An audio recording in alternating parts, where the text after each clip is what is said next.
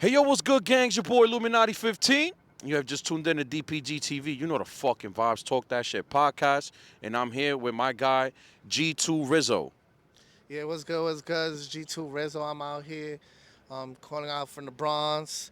You know, big time, a big pun fan. I got the big pun sculpture. I like to collect collectibles from him. I got posters. I got shirts. I got this big pun sweater from the Bronx native. I did a little bargaining with them and brought it. I take big pun, big time. He's in my heart.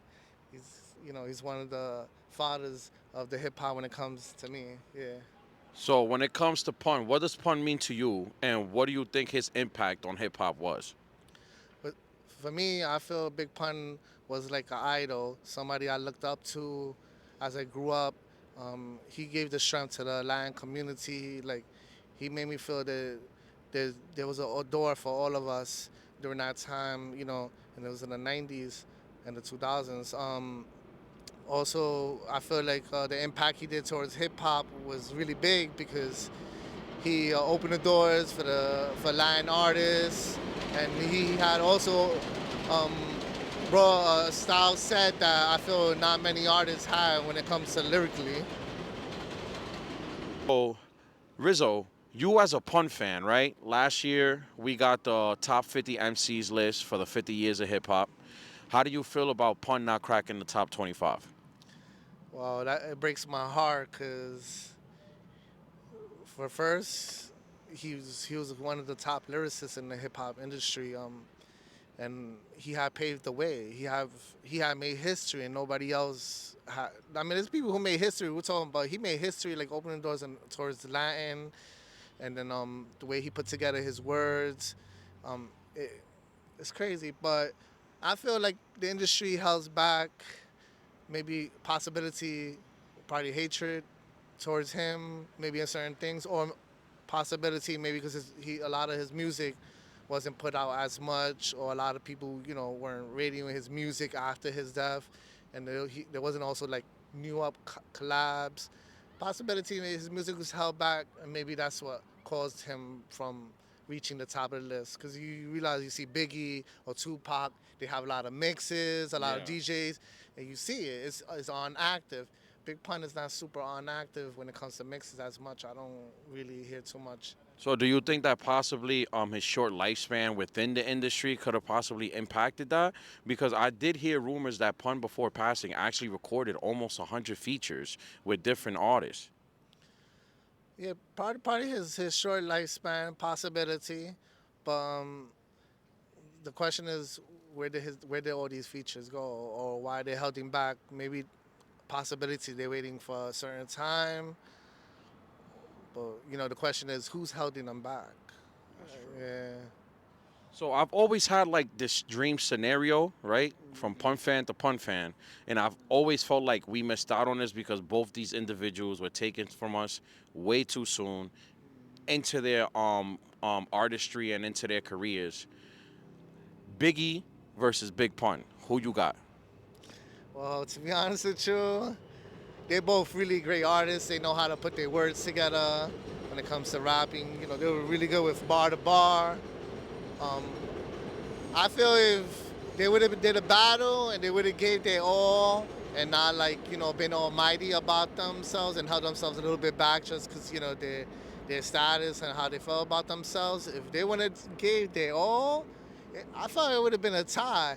But at the end of the day, if Pun would have pumped up, he would have hit him with a lyrical killer. Like, because we're talking about this man is a weapon. He's not just a rapper. Like, he read dictionaries. He said when he was younger, like he would have put ill words together and he would have probably crushed him. He would have probably waited. He would have probably let him hit him, and then he would have came with a comeback that would have been crazy.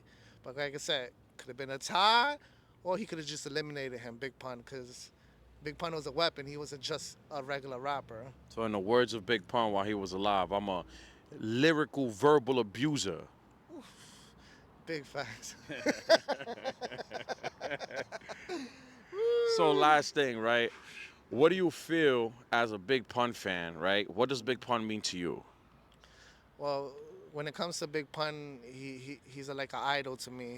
He's like a god. He was somebody I looked up to, and as I live my days, I was proud to be a Latin person and also to step foot in the Bronx because I was a part of history, and knowing him, being around, that he lifted a lot of people up. It, it meant a lot to me. Yeah. Now, me personally, as a big Pun fan, I feel like Pun opened the gates for the Latin wave that came in the early 2000s. Right after Pun's passing and his mass success, after dropping, I think it was Yeah Baby, or I think that was his album after he passed away. But that Latin wave that he kicked in the door for after becoming not a millennium, a platinum selling artist, I believe that is the seed and the plant that grew to be what is the reggaeton movement, the crossover bachata singers like Romeo Santos, Mark Anthony's coming, crossing over, right? A lot of people don't even know this, but the first big feature after Selena got the cosign, after J-Lo got the Selena cosign, and when she wanted to switch over to become an artist, came from Big Pun.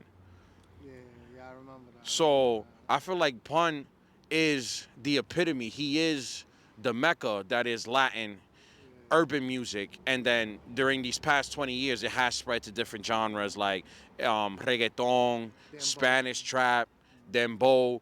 I feel like Pun was the epitome of what is Latin talent and Latin exposure, right? Because back then, um, the Latin cats in hip hop were seen as the disc jockeys or the dancers or the graffiti artists. So we had people prior to Pun like Kevy D, Fat Joe, right, that went gold but didn't really like crack the platinum status like people that were out at the time. P Diddy, Biggie, DMX, Cameron, and Dipset. You know what I'm saying? So he was our Biggie, he was our Mecca, right? And he was that star that kind of like gave the supernova that is now the urban Latin music culture with the Bad Bunnies, the Daddy Yankees, and Arcangels. Yeah, hell yeah. A lot of Spanish artists also give him recognition, like Nasolongo, Anuel.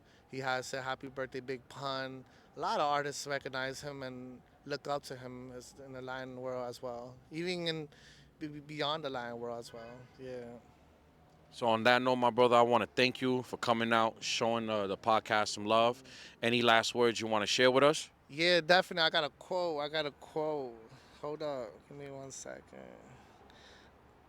All right, so yo, big love to Big Pun. So this comes from the song "Who Is a Thug" from Big Pun.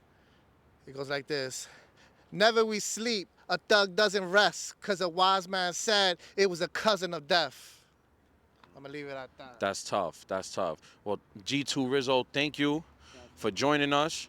No, thank Once you, again, thank you. thank you, my brother, for supporting the platform, and much success for you as well. We've been following each other for a while, and I appreciate what you're doing online as well. I seen you getting your cloud up, getting reposted by World Star Hip Hop.